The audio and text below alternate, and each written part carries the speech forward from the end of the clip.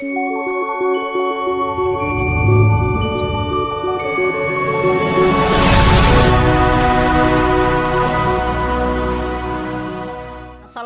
warahmatullahi wabarakatuh. Jumpa lagi dengan saya Zakiah Darajah. Ya, kali ini saya melanjutkan sharing sebelumnya. Jadi kali ini ada tips yang keempat, yaitu memahami bahasa cinta pasangan kita.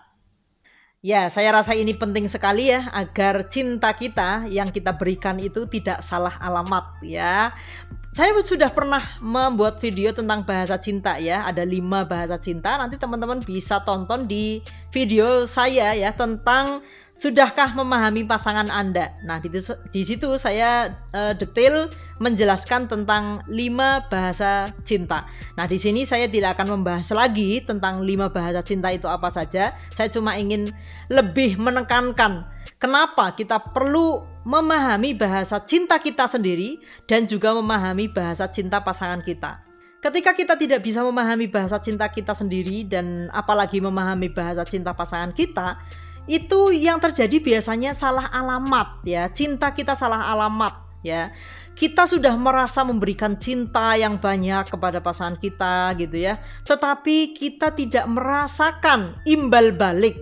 Kita tidak merasakan bahwa suami kita mencintai kita. Nah, itu jika terjadi seperti itu, nanti yang terjadi bakalan kita terlalu merasa sudah banyak berkorban, tetapi kita tidak mendapatkan apa-apa. Sehingga lama-lama hati kita tuh kering. Hati kita bisa lama-lama itu gak ada lagi cinta, malah jadi kebalikannya, jadi benci. Nah, itu banyak sekali yang mengalami hal itu. Dulunya cinta, tetapi kemudian menjadi benci. Nah, barangkali salah satunya karena ini tidak memahami bahasa cinta kita sendiri dan juga tidak bisa memahami bahasa cinta pasangan kita. Sehingga cinta yang selama ini kita berikan, yang kita sudah merasa berkorban banyak ya, sudah merasa memberikan cinta segalanya ya untuk pasangan kita, akhirnya bertepuk sebelah tangan seolah-olah itu tuh tidak membekas di pasangan kita. Demikian pun pasangan kita, dia juga merasa sudah mencintai kita sepenuhnya sebenarnya. Tetapi karena tidak tahu bahasa cinta kita, sehingga kita tidak merasa dia mencintai kita. Sehingga dia sudah berkorban banyak sekalipun kita merasa tidak pernah dicintai oleh pasangan kita. Karena yang sering terjadi antara suami dan istri, permasalahannya bukan tidak saling mencintai, tetapi merasa tidak dicintai. Jadi baik istri maupun suaminya, mereka tuh sama-sama mencintai, tetapi mereka merasa sama-sama tidak dicintai. Akhirnya yang tadinya cinta jadi benci, karena sudah merasa mencintai tetapi tidak mendapatkan imbal balik dari pasangan cintanya. Nah, disinilah pentingnya kita memahami bahasa cinta, agar kita tuh mencintai dengan benar. Ketika kita memberikan cinta kita kepada pasangan kita, dan pasangan kita belum merasa dicintai, itu kita masih mencintai menurut versi kita. Nah, bagaimana agar kita mencintai itu dengan benar menurut versi pasangan kita ketika kita sudah mencintai dan pasangan kita merasa dicintai? Nah, itu sudah kita memberikan cinta dengan cara yang benar.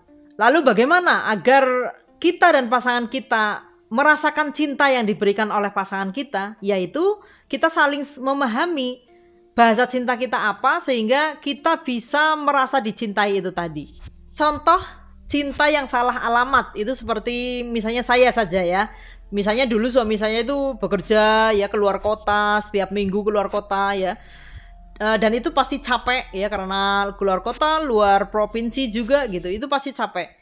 Nah, menurut saya, bagi saya waktu itu suami saya itu belum mencintai saya, karena menurut saya itu bukan bentuk cinta yang dia berikan kepada saya.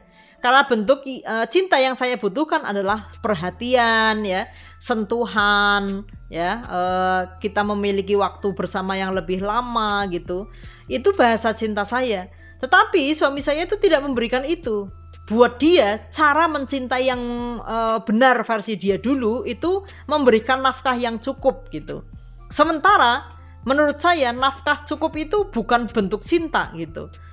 Itu mau sudah kewajiban gitu ya. Bagi seorang suami memberikan nafkah itu kewajiban. Bahasa cinta saya itu sebuah perhatian, sebuah sentuhan dan sebagainya. Tetapi itu tidak diberikan sehingga saya merasa tidak dicintai. Akhirnya saya merasa bertepuk sebelah tangan gitu ya. Demikian pun suami saya. Dia merasa tidak dicintai oleh saya karena saya ngambek terus, dan buat suami saya, ngambeknya saya itu adalah sebuah kegagalan gitu ya. Ini istri ngambek terus berarti dia itu tidak mencintai saya. Itu persepsi suami saya. Nah, ini kita mencintai tetapi cinta kita salah alamat. Itu seperti ini. Berarti agar cinta kita itu tepat sasaran dan mencintai kita itu dengan cara yang benar, dan itu tuh dirasakan, cinta yang kita berikan itu dirasakan oleh pasangan kita. Kita wajib untuk memahami bahasa pasangan kita. Dan satu-satunya cara untuk bisa memahami itu ya kita komunikasi. Nah, ini penting lagi ya. Jadi yang utama di dalam pernikahan memang komunikasi ya. Ya memang karena hampir 90% ya hubungan kita dengan pasangan kita itu tentang komunikasi sebenarnya. Kalau komunikasi kita dan pasangan kita macet, ya sudah bablas semuanya ya. Ambiar semuanya karena kok di komunikasinya tidak baik. Nah, nanti saya sharingkan ya tentang bagaimana kita memahami komunikasi dengan pasangan kita. Jadi teman-teman silahkan teman-teman pahami bahasa cintanya teman-teman apa ya. Kemudian pahami juga bahasa cintanya pasangan Anda tuh apa gitu. Terus dikomunikasikan. Apakah ini sudah membuat pasangan Anda merasa dicintai atau belum? Apakah tangki cintanya udah penuh atau belum? Jangan-jangan kita sudah memberikan seluruh tangki cinta kita ya, tetapi ternyata suami kita tangkinya masih kosong terus, bocor gitu ya, karena kita apa yang kita berikan tidak tepat sasaran. Saya kalau sama suami saya itu kadang sering bercandaan gitu, wah tangki cinta saya kosong, saya butuh diisi kayak gitu tuh, itu jadi bercandaan, tetapi serius, ditanggapi dengan serius gitu.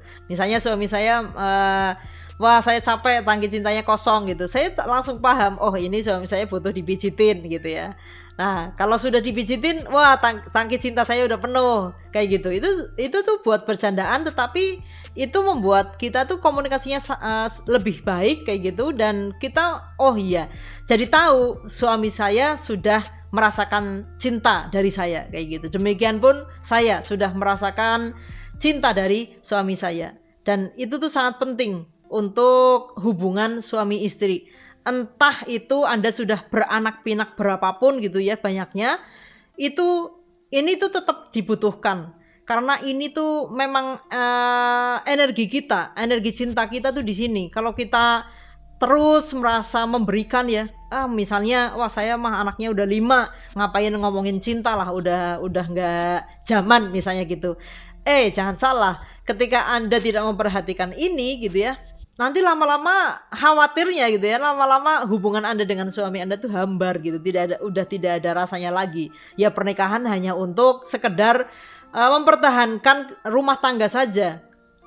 Ya memang baik gitu ya kita memikirkan anak-anak dan sebagainya gitu ya, tetapi jangan lupa untuk tetap memperhatikan ya bahasa cinta kita dan pasangan kita untuk terus saling diisi tangki cintanya sehingga tidak kekeringan gitu.